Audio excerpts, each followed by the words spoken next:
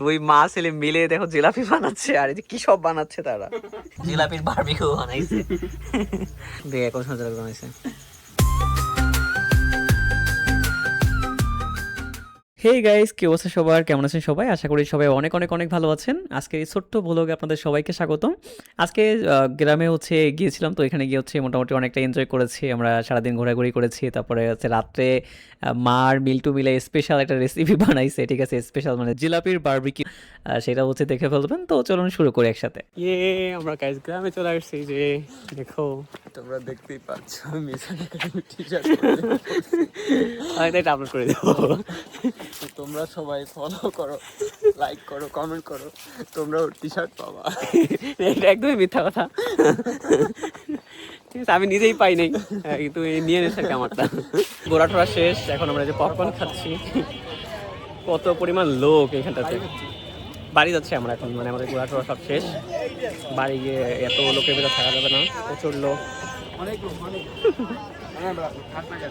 অনেক লোক। পপকর্ন খাও সবাই তোমরা।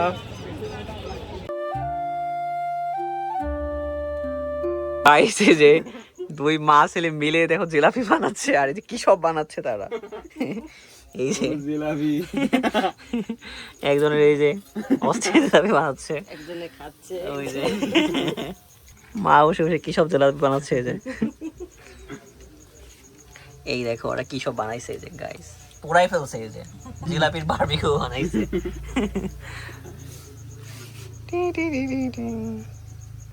জিলাপির পেঁয়াজ, স্পেশাল পেঁয়াজ, এই যে পেঁয়াজ, দেশে পেঁয়াজ নয় রে, দেখ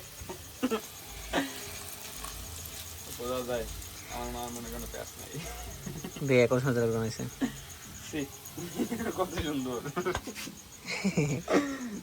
দাদার পেঁয়াজ তার স্পেশাল।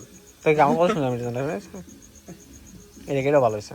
সো অনেক অনেক ধন্যবাদ সবাইকে ভিডিওটি শেষ পর্যন্ত দেখার জন্য। অবশ্যই কিন্তু চ্যানেলটিকে সাবস্ক্রাইব করে আমার সাথেই থাকবেন, এতে করে সামনে কিন্তু তারপর অনেক জিলাপির বারবিকিউ খেতে পারবেন, অনেক অনেক জায়গায় ঘুরতে পারবেন। সো দেখা হবে নতুন কোনো ভিডিওতে।